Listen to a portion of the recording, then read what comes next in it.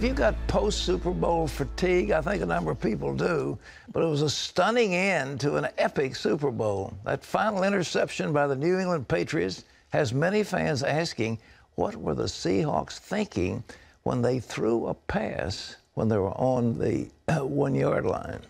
Well, now the Patriots are world champions once again. CBN's Tom Buehring has this look at the big game and a special award for Christian leadership.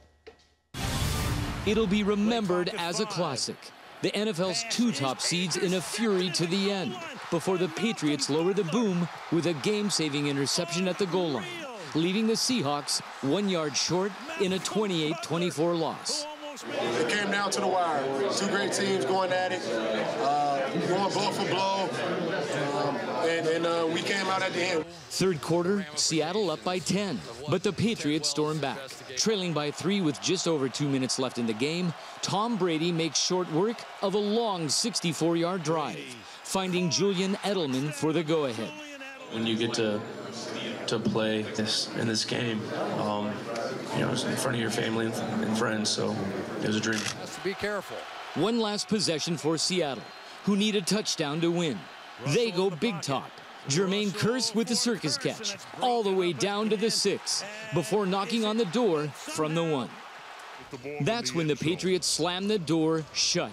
Undrafted rookie cornerback Malcolm Butler steps in and takes the ball to go home. Patriots win their 4th Super Bowl. Tom Brady, the Super Bowl MVP. I put the blame on me. You know, I'm the one who threw it. So, you know, it's something you learn from, something you grow from. We could ask for a better time for that turnover. So our defense played well, and that was an unbelievable play by Butler to get that interception. And for all that hard work to pay off, times I wondered if I'd be the same again.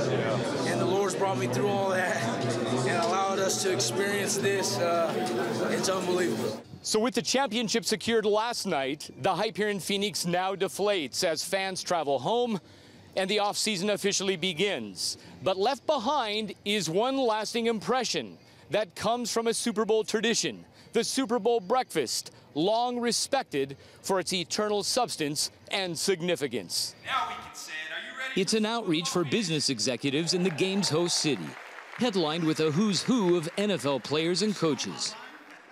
It's a great opportunity for these business folks and people that ordinarily wouldn't hear the message from some of the most admired professional athletes in the world. Athletes in Action organizes the event. They help place chaplains on NFL teams while building rapport with the league. It's a sanctioned event by the NFL, and they understand who we are, and they appreciate all that we bring. The breakfast presents the Bart Starr Award to the best player exemplifying outstanding character and leadership, named after the MVP quarterback of the first 2 Super Bowls. A true gentleman in every sense of the word, honoring God, living after God's Son, Jesus Christ. Players select the award winner. This year's recipient, Broncos quarterback Peyton Manning. Hey, Peyton, being graded out on who you are when nobody's looking, how meaningful is that? Well, yeah, it's a special award, and Bart Starr, obviously his impact on so many communities and people, and of course the NFL is well documented. It's an honor to receive an award with his name on it. To receive the award from Coach Dungy, my old coach, couldn't have picked a more appropriate presenter. The event celebrates and inspires efforts to reach into people's lives. It's more and more important that an organization such as yours, an organization such as Athletes in Action, that we give them support, many of whom you saw today who are doing such good work. Including the award winner, who's still deciding whether to return or retire. But it didn't stop fellow players from making their request. Peyton, please come back and play.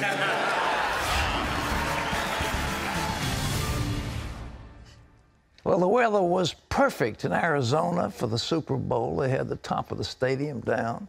But another big snowstorm is already hitting the Midwest. Ephraim Graham has that story from the CBN newsroom. Here he is. Pat, that massive winter storm is not only slamming the Midwest, it's also heading east, affecting 23 states. Many of them the same places were preparing for a blizzard only a week ago. Caitlin Burke has the story.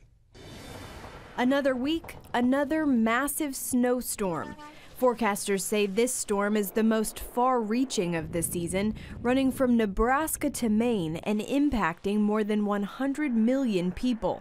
Officials warn to avoid travel if possible. Roads are a nightmare between ice and poor visibility, and air travel just really isn't an option.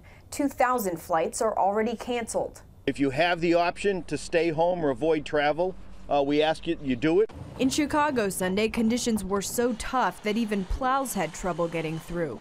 The city hit hard by both snow and strong wind, creating at times zero visibility. So we are getting, in this 24-hour cycle, what we got for all the month of January. Today, the Northeast being hit by the brunt of the storm, ice being the biggest concern. Groundhog's Day celebrations in many cities today postponed because of the snowstorm. Bad news for those of us anxiously waiting for spring. Caitlin Burke, CBN News. President Obama submits his annual budget to Congress today, but lawmakers are calling it dead on arrival. It is the first federal budget to reach $4 trillion. It calls for spending $478 billion over 6 years on a public works program for upgrades on roads, bridges, and public transit. Half of that money would come from a one-time tax on the profits that American companies make overseas. That tax rate would be 14%. Companies already pay 35% tax here in the U.S., one of the highest corporate taxes in the world. Pat? Well, the president just doesn't understand it. He's never seen a tax he doesn't like, and he's never seen anybody with money he doesn't want to take it away from him. It's simply, he lives like an Oriental pasha. He's got the most incredible, luxurious lifestyle you can imagine. The planes, the cars, the staff, the hotels.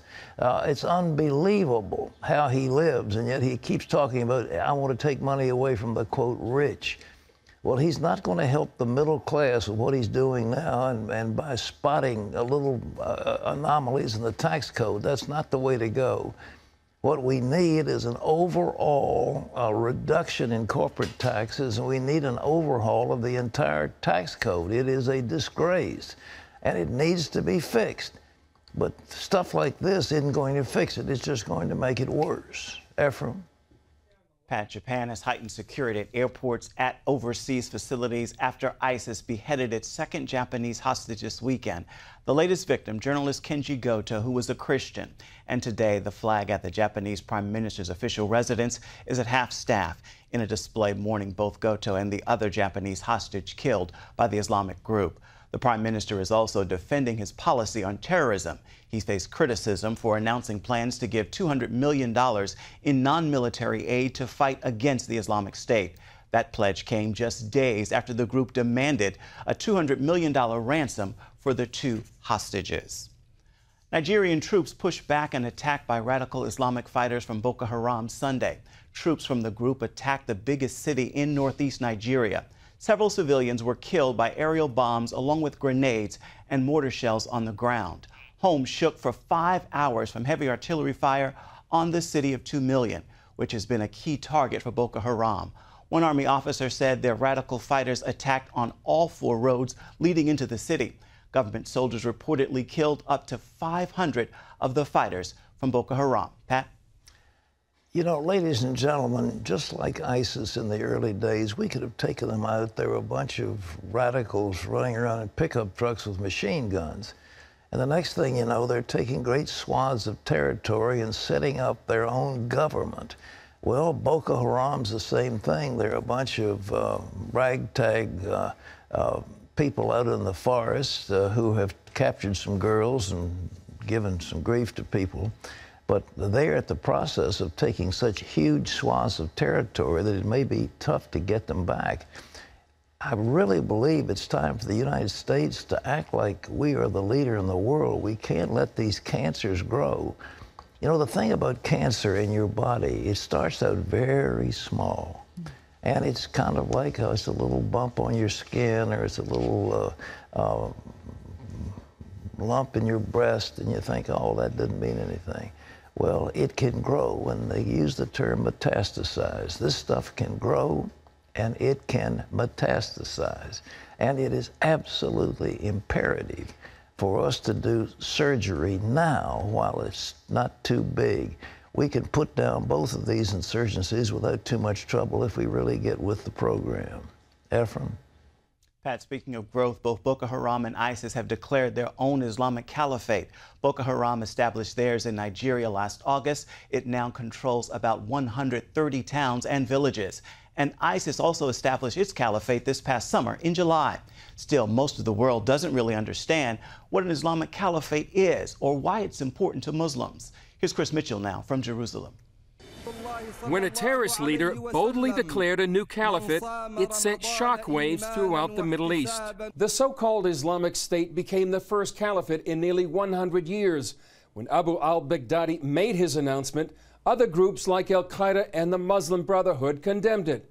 Regardless of the internal competition, the caliphate would be a dream come true in the Islamic world. This dream holds together some kind of a feeling that under the caliphate there is going to be a wonderful Islamic world. There's going to be a unity of all the Muslims. There is going to be a world power that cannot be matched by anything. Islamic expert Professor Moshe Sharon says the caliphate began after the death of Muhammad. Immediately after the Prophet's death, somebody from the Islamic community had to lead the community. In Arabic, the word caliph is a substitute, somebody who takes the place of. A long line of these caliphs have ruled during Islam's 1400-year history. This huge empire which was created was called the Caliphate, which means this huge territory with huge Islamic community at the head of which there is somebody who substitutes.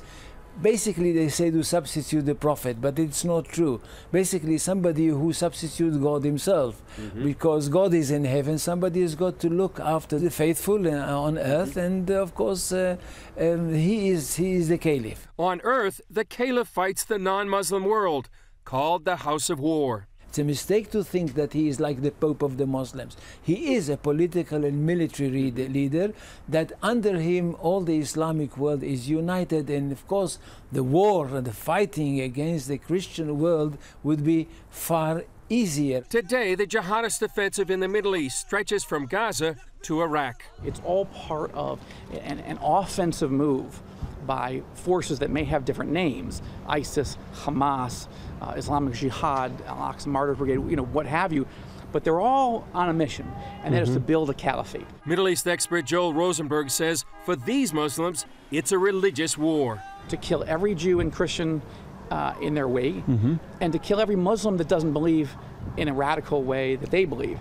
And this is a move. And why is it happening now? In part, it's happening because they believe that the time for the caliphate has come. Sharon says Jerusalem is the prize and world domination their goal. The major aim of the caliphate is to rule the world, and this can be done under the leadership of one caliph who he himself only can declare a holy war, a jihad. More than a decade after 9/11, the West is still coming to grips with Islam's holy war. Chris Mitchell, CBN News, Jerusalem. Pat, another eye-opening report. It's excellent. You know, we've had our eyes closed and our United States government refuses it. Just to think, they took 1,000 pages out of the FBI training manuals dealing with Islam. We don't want to use it, and when the president speaks, he never speaks of Islamic terrorism. It's always the other kind of terrorism, but never Islamic. But the truth is, there is a group, and it is founded on the teachings of Muhammad, and it's in the Quran and in the later writings called the Hadith. They make it absolutely clear that the world is divided into two parts. There is either Dar al-Harb or Dar al-Islam. You're either in the world of war or you're in the world that's submitted to Islam. Islam means submission. It is not peace, it's submission.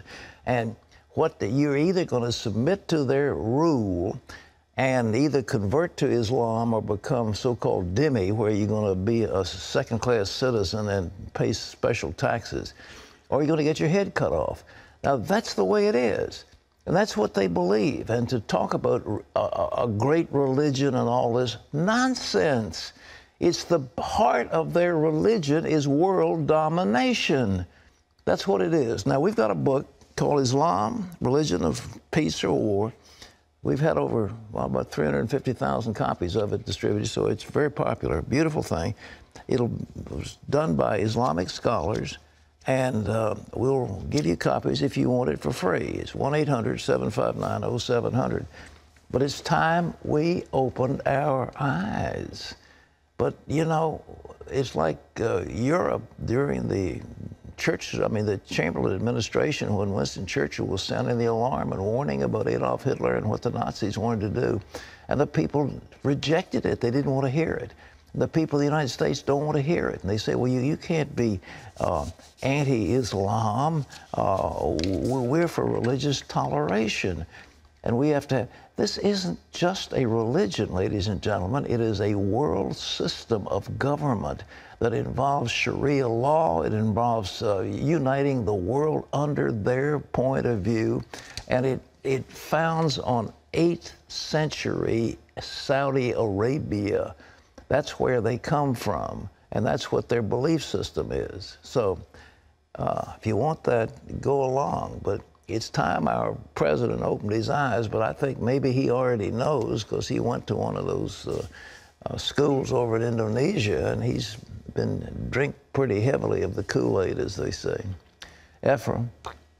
Pat, the United States is considering sending arms to fighters in Ukraine. The New York Times reports NATO's military commander now supports supplying Kiev with defensive weapons and equipment. That comes as the death toll has been rising in the fighting between Ukraine and rebels backed by Russia. Officials say 5 Ukrainian soldiers have been killed and 29 wounded over the past few days. Fighting has intensified after peace talks between the Ukrainian government and the rebels collapsed. Ukraine's prime minister says more than 1,000 residents have been evacuated from the town of Debaltseve, a strategic railway hub being held by the government, but largely surrounded by rebel forces, leaving only one open road for escape. Many packaged meals and snacks for toddlers have a worrisome amount of salt and sugar, and at such a young age that could give them a taste for foods that can lead to obesity and other health risks. That is according to a new study from the Centers for Disease Control. The CDC studied more than 1,000 foods marketed for infants and toddlers, including popular brands of baby foods, cereal bars, breakfast pastries, toddler dinners, mini hot dogs, rice cakes, crackers, dried fruit, snacks, and yogurt treats. The study notes almost 1 in 4 children in the U.S. between the ages of 2 and 5 are overweight or obese. The survey was done based on foods available in 2012. The grocery manufacturers of American foods say more foods have come on the market that have less sodium since then. The CDC advises parents to read food labels carefully and go for the healthier choices. Battle we fight in my house. Pat? Well, I've been saying it over and over and over and over again, and all these reports confirm it. A child has very sensitive taste buds. A little child doesn't need to have enhanced sugar, doesn't need to have enhanced salt. The flavor that comes out of normal food is all they need. But it doesn't taste good to parents. So the parents say, well, this ought to be sweeter because I'm used to sweet things or salt things. So I've got to put a little more sugar or salt in. So the food companies are doing that. But they're also building up a tolerance and a yearning for more salt and more food, more sugar in foods. And so then you've got these cereals. Read the labels on these cereals and see how much sugar is in them. There's high fructose corn syrup, and there's cane sugar, and there's natural sugar, and they have sugar listed 3 or 4 times on the label. Read them. And so you get something like oatmeal, it doesn't have any extra salt or it doesn't have any extra sugar. It's very good, and if you want to enhance it with something else, that's fine. But you should, the children will love vegetables, they love fruit. If you give it to them, but you don't have to add all this extra stuff to it, and that is what makes them fat. And you don't want that to happen because you love your kids and you want them to stay around a few years. Exactly. Yeah. It's been proven there is an addictive factor to all of that. Absolutely addictive. Mm-hmm. Absolutely. So there's some sound wisdom for you. Sound wisdom, you've heard, but we've been playing that string for years. But I don't think it's over yet. No, it's not over. Okay. Hundreds of armed Muslim men attacked a Christian boys' school in northern Pakistan. At least 4 boys were injured, and the school was badly damaged. The violent incident took place in the Pakistani province known as Khyber Pakhtunkhwa. The attack was a retaliation over drawings of Muhammad in the French magazine Charlie Hebdo. The Fidesz news agency reports angry Muslims jumped over the protective wall around the panel of the high school. Christians are regularly persecuted in Pakistan. As usual, they were targeted, even though they did not support the satirical cartoons of Muhammad. CBN and CBN's Orphans Promise are helping refugees in the war-torn eastern Ukraine. Teams of volunteers have been helping locals with evacuation arrangements, medical assistance, clean water, and other essential items. And in some cases, they've helped residents get back to their homes and reconstruct. Teams have evacuated roughly 2,000 people and made several trips to the frontline zone to provide food, water, medicine, diapers, warm clothes, and shoes. You can find out more about what CBN is doing around the world by logging on to cbn.com/international.